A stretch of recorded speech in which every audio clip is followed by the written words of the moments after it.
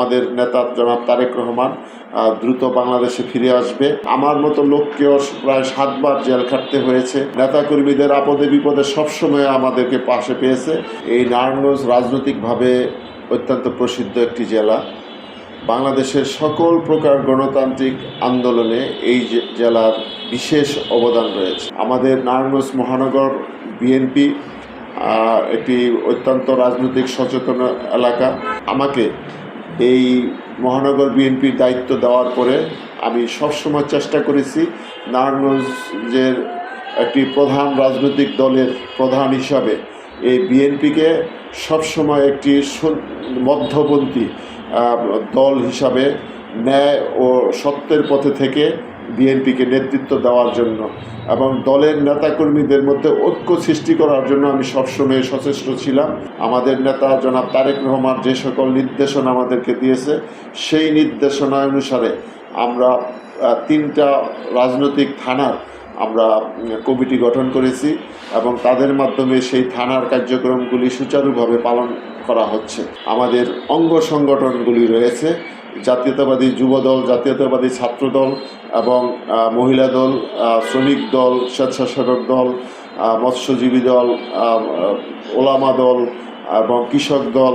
এরকম যেই দলগুলি রয়েছে এই দলগুলিকে আমরা সবসময় নিজেদের সন্তানের মতো আমরা দেখেছি। আমরা সবসময় এই দলগুলিকে পরিচর্যা করেছি। তাদের আপদে বিপদে, নেতাকর্মীদের আপদে বিপদে সবসময় আমাদেরকে পাশে পেয়েছে। আমি মনে করি এই মহানগর বিএনপি এই নারায়ণগঞ্জে যে বর্তমানে যে কমিটিগুলি আছে এই কমিটিগুলি সর্বকালের সবচেয়ে শ্রেষ্ঠ কমিটি। রাজনৈতিক দায়িত্ব পালন করা আমাদের জন্য অত্যন্ত কঠিন একটা সময় ছিল, কঠিন একটা পরিস্থিতি ছিল। এই রাজনৈতিক পরিস্থিতিটা কেমন কঠিন ছিল সেটা দেখেন। আমার মতো লোককেও প্রায় 7 বার জেল খাটতে হয়েছে, প্রায় 70-72টা মামলার আসামি হইতে হয়েছে, কয়েকবার জীবন নাশের চেষ্টা হয়েছে রাষ্ট্রীয়ভাবে এবং আমার ছেলেকে পর্যন্ত, একমাত্র ছেলেকে পর্যন্ত অপহরণ করা হয়েছে। পারিবারিকভাবে, ব্যবসায়িকভাবে আমাদেরকে পঙ্গু করে দেওয়া হয়েছে। সামনে যে নির্বাচন, সেই নির্বাচনকে আমরা আমাদের মূল টার্গেট, দলের একটা চূড়ান্ত কাজ হিসাবে আমরা ধরে নিয়েছি। কারণ এই নির্বাচনের মাধ্যমেই একটা রাষ্ট্রের ক্ষমতা বা রাষ্ট্রের যে শাসন ব্যবস্থার পরিবর্তন হয়। আমাদের যে দল, আমাদের দলের যাতে বিজয় হয় সেটার জন্য কিন্তু আমরা সবসময় সচেষ্ট আছি। আমাদের আচার আচরণে আমরা এরকমভাবে চলাফেরা করছি, আমাদের নেতাকর্মীদের এরকমভাবে আমরা নির্দেশনা দিচ্ছি যাতে বড় দল অনেক সময় অনেক খারাপ লোকও দলের মধ্যে থাকতে পারে। তারা বিভিন্নভাবে জনগণের বিরক্তির কারণ বা জনগণের জন্য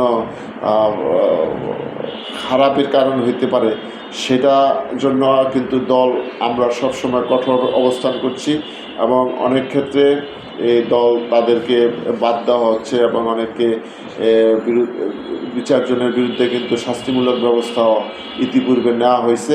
আমাদের নেতা জনাব তারেক রহমান দ্রুত বাংলাদেশে ফিরে আসবে এবং তারকে সাদরে গ্রহণ করার জন্য আমরা অধীর আগ্রহে আছি এবং তার আসার পরে আমরা বাংলাদেশে যে নির্বাচন হবে সেই নির্বাচনে যাতে আমাদের দল ভালো রেজাল্ট করতে পারে, জনগণের মন জয় করে জনগণের ভোট নিয়ে আমরা যাতে গণতান্ত্রিকভাবে এই দেশে শাসন ক্ষমতা অধিষ্ঠিত হতে পারি, সেটাই আমাদের মূল লক্ষ্য। প্রত্যেকটা রাজনৈতিক দল নেতারই আপনার একটা ভিশন থাকে এবং এই প্রত্যেকটা রাজনৈতিক এরিয়ার নেতাকর্মীদেরও কিন্তু একটা চিন্তা চেতনা থাকে। সেই চিন্তা চেতনার মধ্যে আমি আমার নেতাকর্মীদের সাথে আলাপ আলোচনা করে যেই জিনিসটা সবসময় পেয়েছি, যারা তারা চায় যে আমি জাতীয় সংসদ নির্বাচনে নারায়ণগঞ্জের 5 আসন থেকে নির্বাচনে প্রতিদ্বন্দ্বিতা করি।